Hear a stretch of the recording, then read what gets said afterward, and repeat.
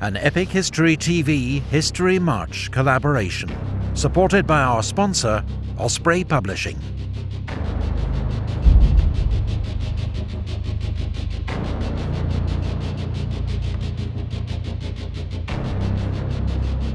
In the summer of 1793, the French Revolution was entering its 4th year, and France was on the verge of anarchy. In Paris, political extremists had seized control of the revolution. They guillotined the king and imposed a reign of terror that dealt summary justice to all suspected enemies of the revolution. Hoping to unify the new republic, France's leaders had declared war on the Habsburg Empire. But the conflict quickly widened, and soon France was facing the combined might of Europe's leading powers, determined to stamp out her dangerous political experiment. Meanwhile, whole regions of France had come out in open revolt, horrified by the new extremism of the revolution. In August, the Republic suffered a further, potentially fatal blow, when the city of Toulon joined the revolt. Toulon was France's largest and most important naval base in the south, home to a third of the entire French navy. But now, rebels welcomed their old enemy, the British Royal Navy, into the port, led by Admiral Lord Hood, aboard HMS Victory. It was an extraordinary coup. Without a shot being fired, the Allies had crippled French naval power in the Mediterranean and gained a vital toehold on the French coast. All French forces in the area were immediately diverted to face this new threat and lay siege to the rebel port. 19,000 troops in all. But since most French officers had been aristocrats who were now fleeing the revolution in large numbers, they were seriously short of professional leadership. Their commander, General Jean-François Carteau, was a loyal Republican, but a court painter by trade with no military training. To make matters worse, one of his few professional officers, his artillery commander, Colonel Dommartin, had been badly wounded on the approach to Toulon. Antoine Salicetti, a Corsican deputy of the National Convention in Paris, recommended as his replacement a fellow countryman, a 24-year-old artillery officer who was passing Toulon en route to the front, named Napoleonic Bonaparte, or Bonaparte. Bonaparte was a professional soldier, but he'd seen almost no active service. Nevertheless, Salicetti was impressed by his manner, and most of all, his politics. Bonaparte had just written a political pamphlet, a short story about a young artillery officer who berates his fellow diners for their disloyalty to the Republic. General Carteau thought it wise to accept Deputy Salicetti's recommendation.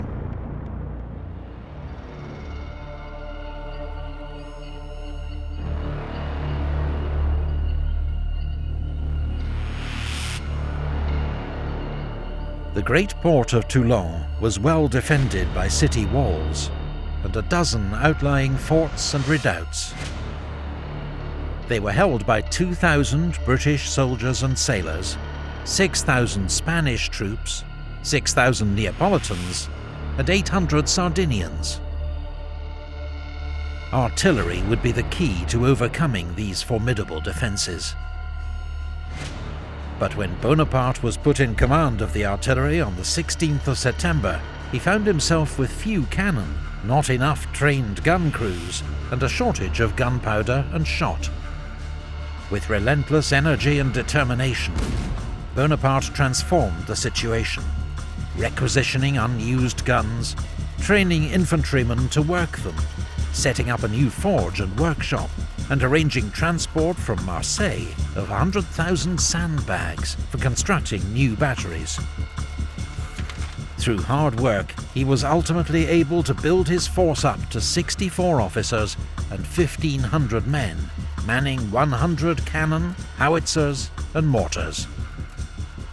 Within days, Bonaparte had established 2 new forward batteries with good revolutionary names, La Montagne and Sans Culottes, which brought Toulon's inner harbour within range and forced Admiral Hood to move all his ships closer to the port. Bonaparte also came up with a plan, one that would allow the French to bypass most of Toulon's defences and secure the rapid victory the Republic so desperately needed.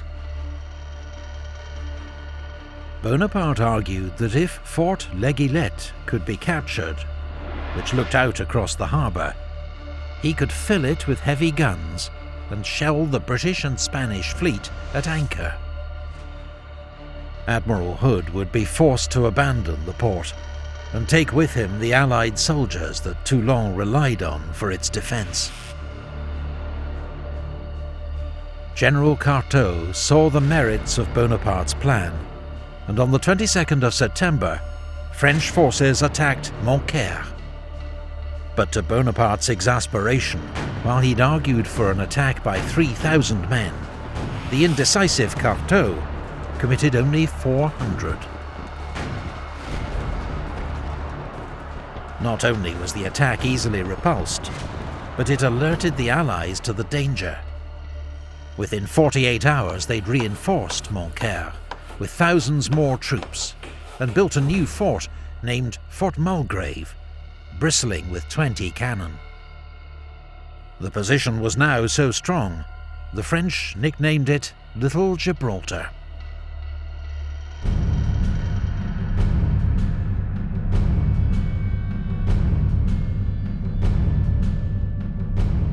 Finally, in mid-November, an experienced professional soldier arrived to take command of French forces, General Dugommier.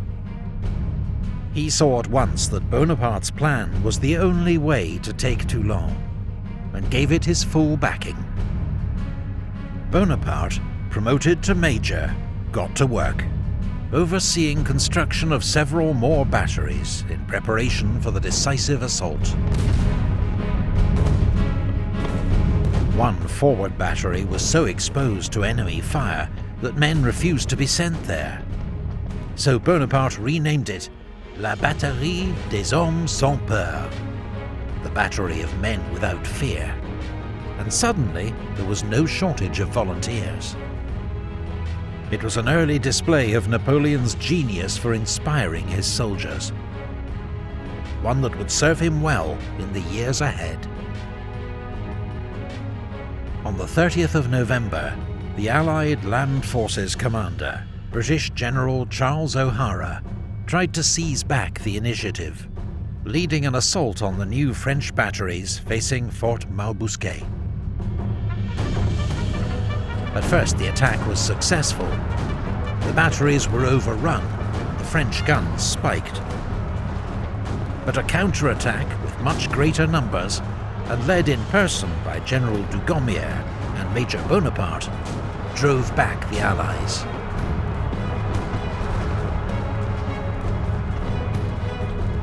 General O'Hara himself was shot through the hand and captured. 12 years before, he'd surrendered to George Washington at Yorktown during the American War of Independence. Now he got to surrender to Napoleon Bonaparte.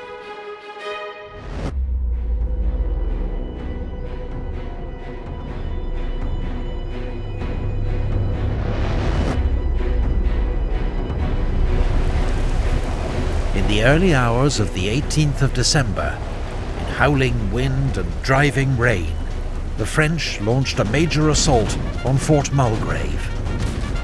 The wet conditions made muskets useless except as clubs or with bayonets. Bonaparte led the second wave in person.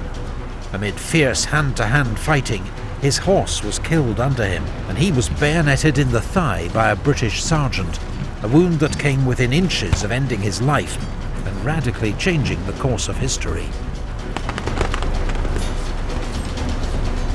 Finally, the Allied garrison was overwhelmed, and Mulgrave fell to the French. Fort L'Aiguillette and Tour de la Balaquière were soon also in French hands. By the following afternoon, the French had 10 heavy guns in L'Aiguillette, placing the Allied ships within range. Admiral Hood could not expose his valuable ships of the line to such a threat. He had no option but to order an immediate evacuation of the fleet and garrison from Toulon. Small Spanish and British teams raced to destroy all the French ships and naval stores that they couldn't take with them. But amid the chaos of their departure, 18 ships of the line were allowed to fall back into French hands. A badly missed opportunity.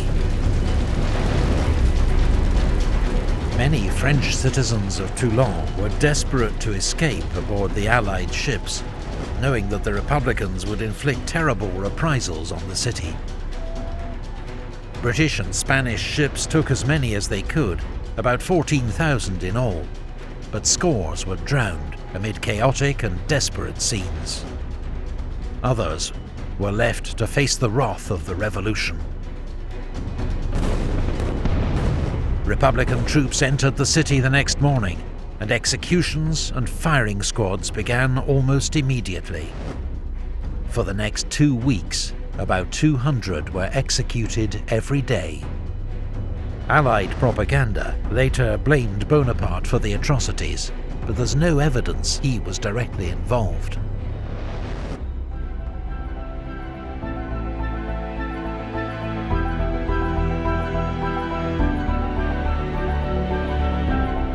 France's young republic was now fighting back on all fronts.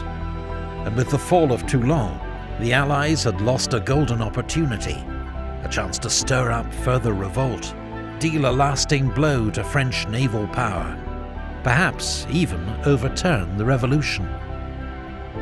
But instead, the French Republic had weathered one of its greatest storms, in no small part thanks to the remarkable judgment, energy and courage of one 24-year-old artillery officer, now promoted Brigadier General in recognition of his extraordinary service at Toulon. Napoleon Bonaparte had taken his first step on the path to greatness. And for Europe, 21 years of almost constant war awaited. Our sponsor, Osprey Publishing, has nearly 200 titles on the Napoleonic Wars alone, written by specialist historians and covering everything from the history of elite units to tactics, weapons and uniforms. Visit their website to find out more. Thanks to all the brilliant Epic History TV Patreon supporters who make this channel possible, and also to a great new YouTube channel, History March, who created the Toulon map and siege animations. Be sure to go and check out their channel for more great military history videos.